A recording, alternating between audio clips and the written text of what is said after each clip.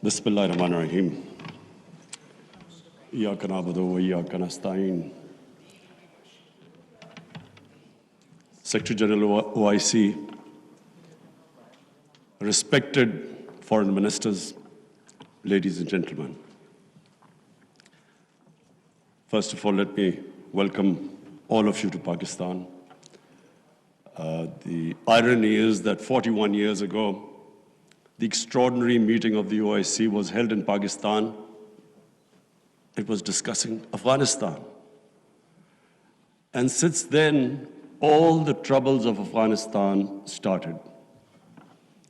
No country has suffered as much as Afghanistan. 40 years of conflict.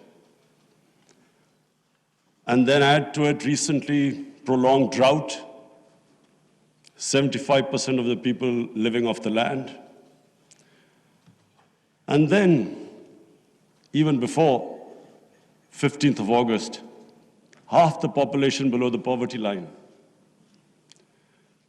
Years of corrupt governance.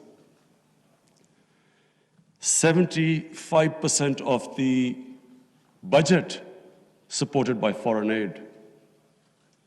Now, a country in this situation, after 15th August, if the foreign aid dries up, the foreign reserves get frozen, banking system freezes, any country is going to collapse, let alone Afghanistan, which has suffered for the past 40 years. So I'm really glad all the speakers before me mentioned the gravity of the situation. Especially, I would like to point out what Michael Griffith, Under Secretary of the United Nations Secretary General, what he had to say, the figures he gave. So the point is that if the world does not act, this will be the biggest man-made crisis which is unfolding in front of us. We, the OIC, it's a big responsibility on us, because not only is it the situation in Afghanistan as it unfolds, but it's a religious duty to help them.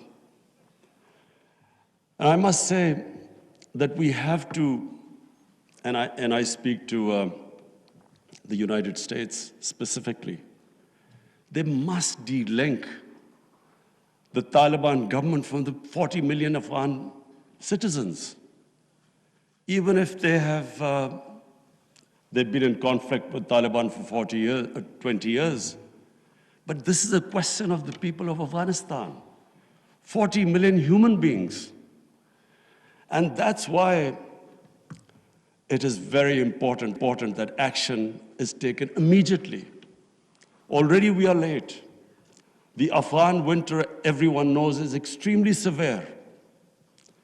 And these preconditions, the Taliban have to, unless they have an inclusive government, human rights, women's rights, do not allow terrorism from the soil. Unless these preconditions are met, the humanitarian aid will not flow, and their foreign reserves won't be, they won't be allowed to have them, or the banking system won't function, won't be allowed to function. This is very important. That first of all, the one time I met the Taliban foreign minister, he categorically said that they wanted to comply with these three conditions.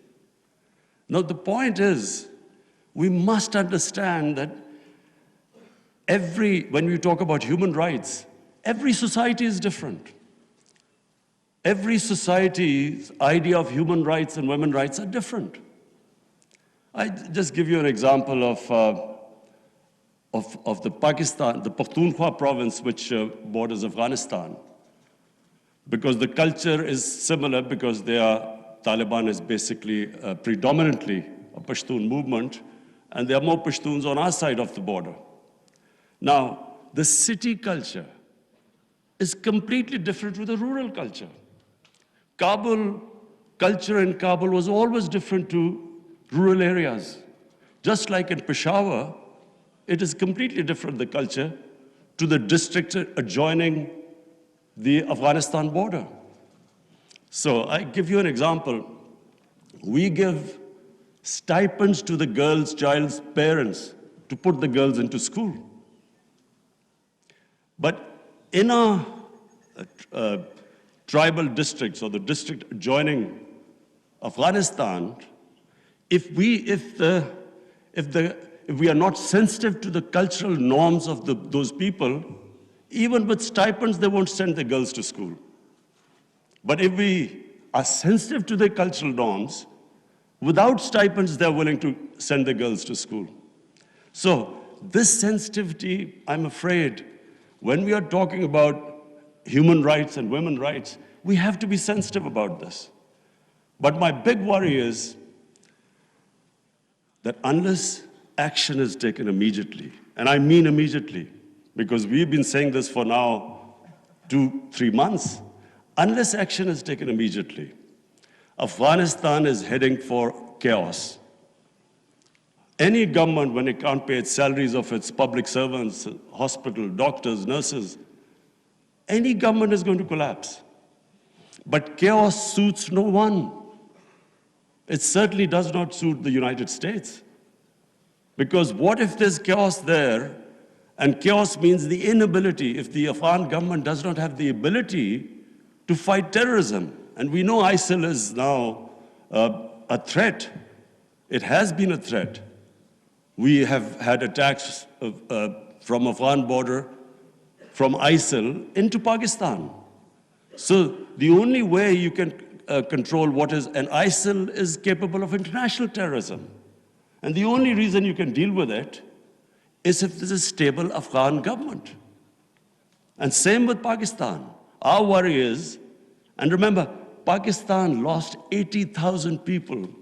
We were the biggest collateral damage of the Afghan war. Our economy was shattered. Over $100 billion lost to the economy. 3.5 million people internally displaced. Well, the last thing we want is chaos in Afghanistan, more refugees.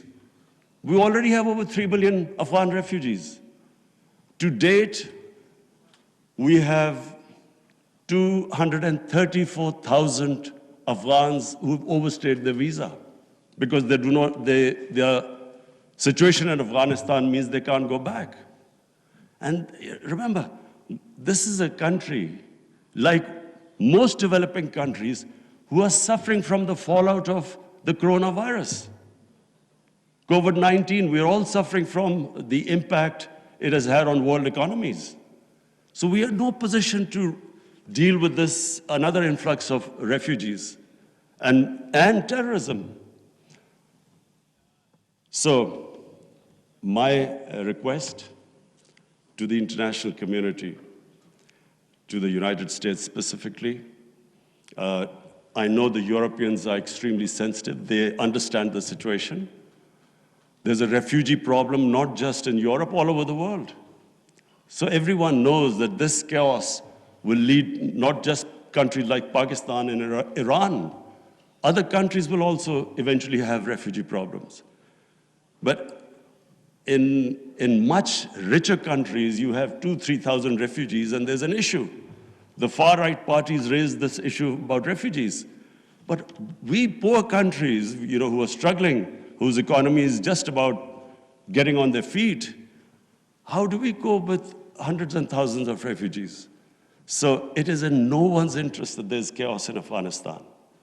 And that's why I was very impressed by the Islamic Development Bank's suggestions of immediate, medium, and long-term ways of helping the people of Afghanistan or making the economy sustainable. I would look forward to the foreign ministers that you will come up with a roadmap by the end of this evening. And that roadmap not only should be pushed by the OIC, by the United Nations, by the European Union, and by, of course, the United States. Because, as I repeat, chaos in Afghanistan suits no one. And finally, because I have this platform of the OIC foreign ministers, I would just raise two more points. One is Palestine and Kashmir. The people of Palestine and Kashmir look to us. They want to see a unified response from us about their human rights, about their democratic rights, rights which United Nations Security Council resolutions have given them, and unfortunately not implemented. We should, on every forum, raise our voices and a unified stance. And lastly, I want to talk about Islamophobia. Unfortunately, the refugee crisis in Western countries has exacerbated Islamophobia. Islamophobia really started reaching a dangerous levels after 9/11, when terrorism and Islam were connected, when terms like radical Islam came. They connected somehow. Islam was responsible for terrorism and radicalization. So this connection has made life difficult for people living in Western countries, Muslims living in Western countries.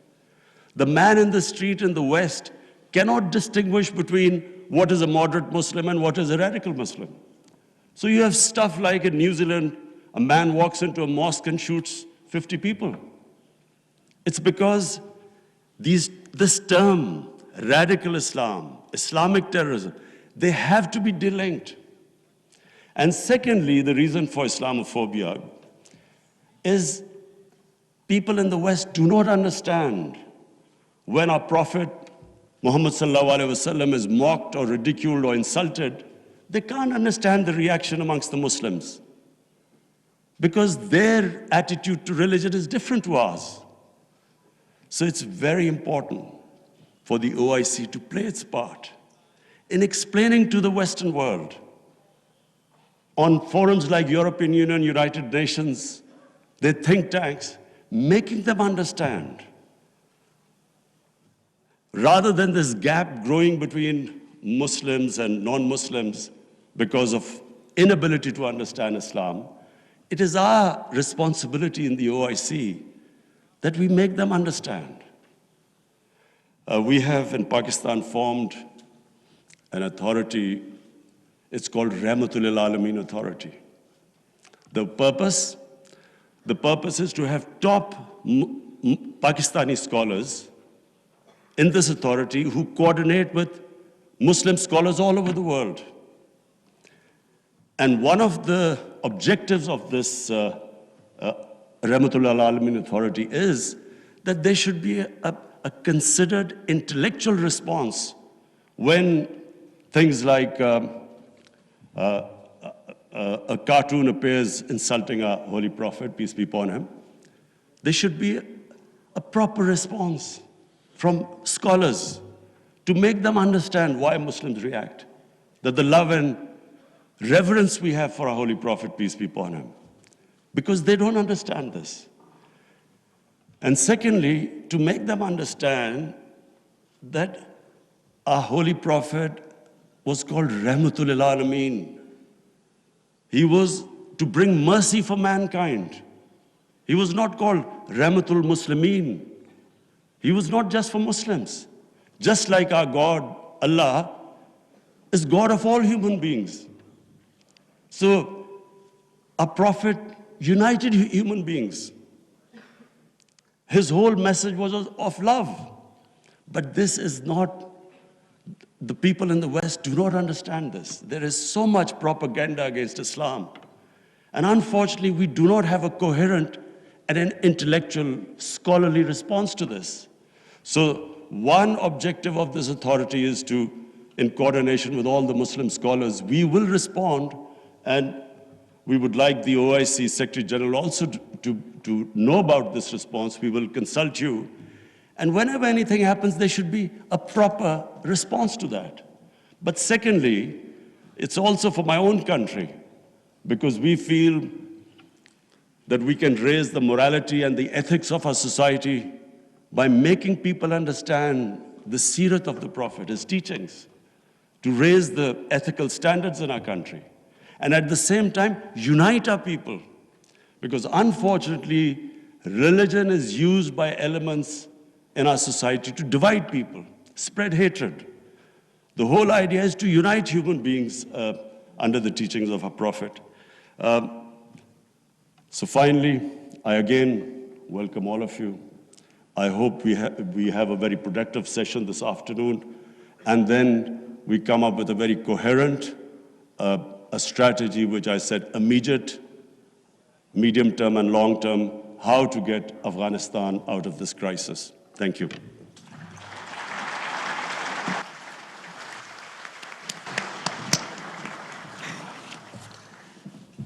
Thank you very much, Prime Minister, for your gracious presence. अहम तरीन खबरें अब एक click की दूरी पर। आपके पसंदीदा टॉक शोज हों या अहम मुल्की या गैर मुल्की शख्सियात की न्यूज कॉन्फ्रेंसेस, हर लम्हा बाखबर रहने के लिए सब्सक्राइब करें हमारा YouTube चैनल। मौसम की सूरत हाल हो या खेल के मैदान से खबरें, अपने मोबाइल फोन से मुल्की और बैनुल-अक़वामी अहम खबरों तक रसाई के लिए डाउनलोड कीजिए मोबाइल ऐप। बावसूख ज़राए से मुसद्दिका खबरों, तज्ज़ियों और तबसरों से मुस्तफ़ीद होने के लिए विजिट कीजिए पाकिस्तान की सबसे बड़ी न्यूज़ वेबसाइट www.arYnews.tv। इन सब के अलावा पाकिस्तान का सबसे बड़ा फेसबुक पेज हो, सबसे बड़ा न्यूज़ इंस्टाग्राम अकाउंट या फिर ट्विटर, ARY न्यूज़ पहुंचा रहा है खबरें सबसे पहले आप तक, ताकि आप रहें हर लम्हा बाखबर।